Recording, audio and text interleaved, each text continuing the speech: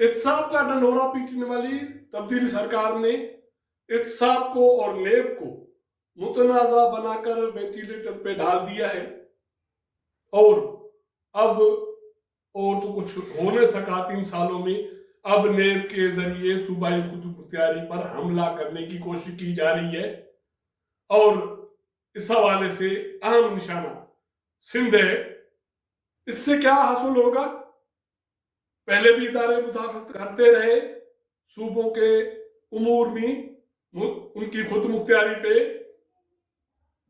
उसके नतायज क्या निकले, मुस्तकबिल क्या होगा मुल्क का, ये सरकार ये समझने के लिए तैयार नहीं है। नेब ने किया क्या है? 3 सालों की कारकर्दगी नेब की और ताज़ा तरीन नेब की जो अमाल हैं, इक़दामात हैं, वो सिंध हुकूमत को एक खत लिखना है जिसकी उसने तस्दीक की है। पहले खत लिखा, फिर एक वज़ाहत जारी की जिसमें उसकी तस्दीक की, जिसमें ये माना गया है कि सूबाई खुद मुख्तियारी में मुदाखलत की गई है। यह क्यों किया जा रहा है, इस पर रोशनी डालने की कोशिश करेंगे। जिन दोस्तों ने मेरा चैनल सब्सक्राइब नहीं किया या नए दोस्त देख रहे हैं तो इसको सब्सक्राइब करें, वॉच करें और शेयर करें। लाहौर हाई कोर्ट ने शहबाज शरीफ की पहले जमानत की, उसके बाद फिर उसको बैरून मुल्क जाने की इजाजत दे दी। FIA ने फिलहाल उसको रोक दिया। 2 दिन मुस्लिम लीग नून की क़यादत सर जोड़ के बैठी रही। सुनने में ये आ रहा था कि मियां शहबाज शरीफ ने लंदन रवानगी का जो इरादा था या दौरा था वो मौखर कर दिया। वो इसलिए कि जो लोग उनको पैगाम देके भेज रहे थे बड़े मियां के पास, जब उन्हीं के इदारों ने उसको जाने से रोका तो वो भी जाके आराम से घर बैठ गया कि जरूरत मेरी थोड़ी है, जरूरत आप लोगों की है। अगर आपके इदारे नहीं चाहते, मुझे जाने नहीं देते तो मैं नहीं जा रहा। 2 दिन की ये खामोशी चली और उसके बाद मुस्लिम लीग नून की क़यादत ने लाहौर में एक धुआंधार प्रेस कॉन्फ्रेंस की है और उसमें उन्होंने ऐलान किया है कि मियां शहबाज शरीफ हर सूरत में बैरून मुल्क जाएंगे और इलाज करवा के वापस आ जाएंगे।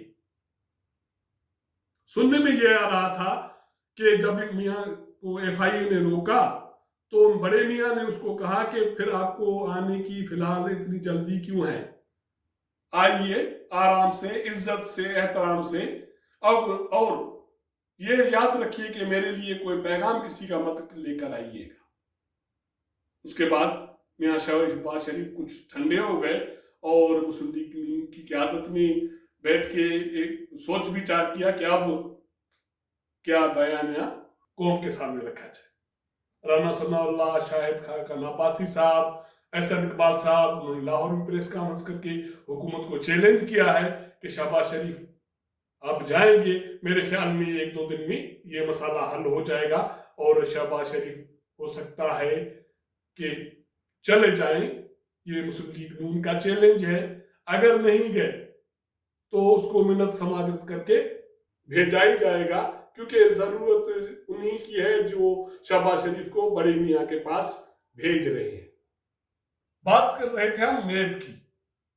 जब नेब के केस में, असासों के केस में और शुगर मिल केस में शहबाज शरीफ की जमानत हुई तो तहरीरी फैसला लाहौर हाई कोर्ट ने जारी किया और लाहौर हाई कोर्ट का ये कहना था कि नेब शहबाज शरीफ पर करप्शन, किकबैक्स या अख्तियारात का नाजायज फायदा उठाने के हवाले से कोई इल्जाम साबित नहीं कर सका।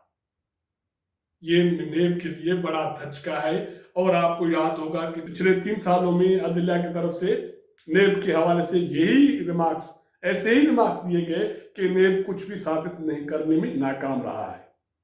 लेकिन शाहजाद अकबर एहतसाब के एडवाइजर हैं, जब से वो आए हैं उसने नेब को इतना मुतनाज़ा बनाया है कि अब शायद ही मुस्तकबिल में नेब किसी अदालत में अपने इल्जाम साबित कर सके या कोई अदालत, कोई फोरम उस पर एतबार कर सके। तो ही पार्टीज हैं अब नेब की कारकर्दगी के हवाले से उसकी तारीफ करते हैं। एक शहजाद अकबर है, दूसरा नेब का चेयरमैन खुद है। वो हर हफ्ते एक लंबा चौड़ा एक बयान जारी करते हैं और कहते हैं कि कंप्रोमाइज नहीं करेंगे, वाइट कॉलर क्राइम ये वो, और इंसाफ बराबर है, फेस नहीं देखते और केस देखते हैं, ये एक्स वाई से।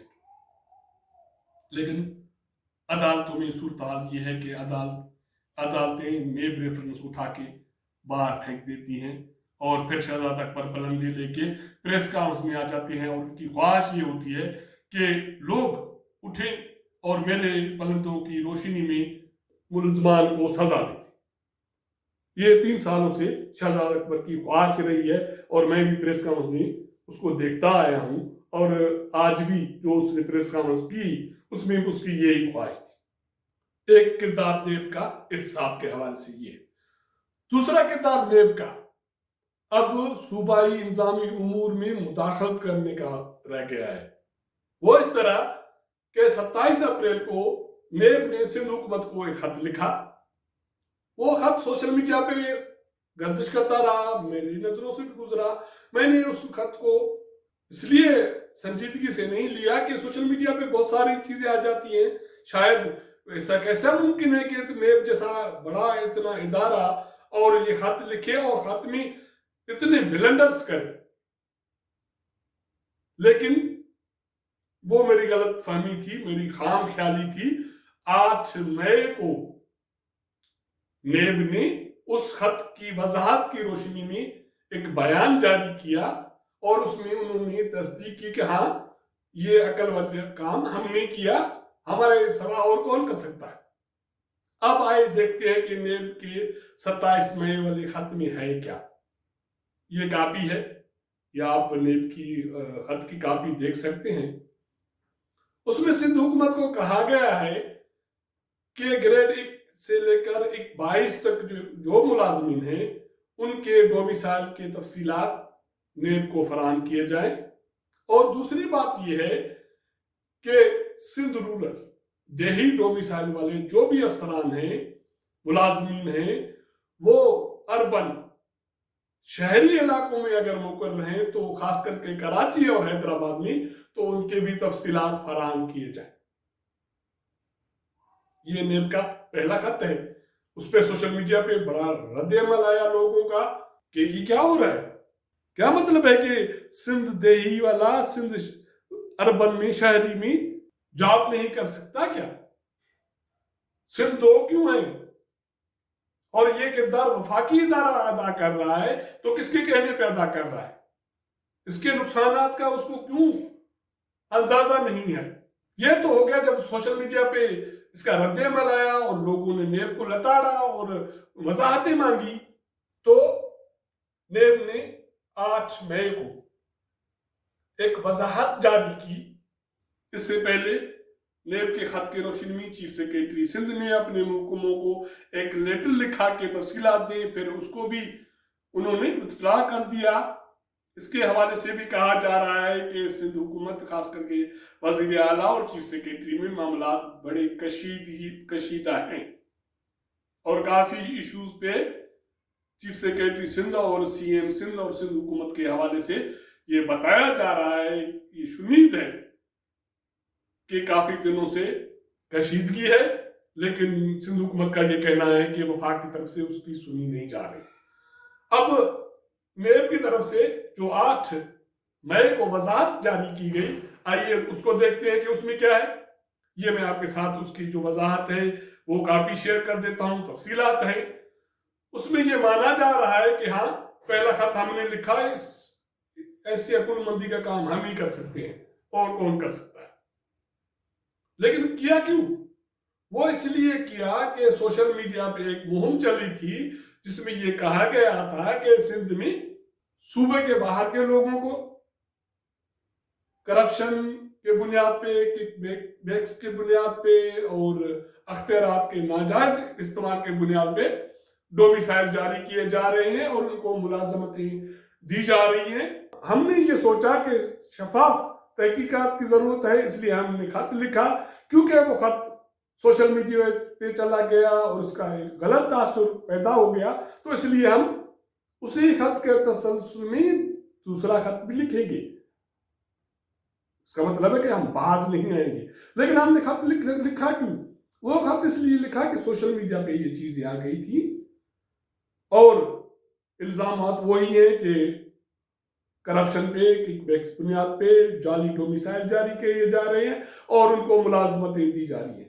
तो जाली डोमिसाइल और जाली मुलाजमतें देने का देही डोमिसाइल वालों को शहरी इलाकों में रखने से कोई गठजोड़, कोई राबता, कोई वास्ता है क्या? ये अकल उसको समझाए कौन? ये मेरे कम से कम फाहम में बात नहीं आ रही है।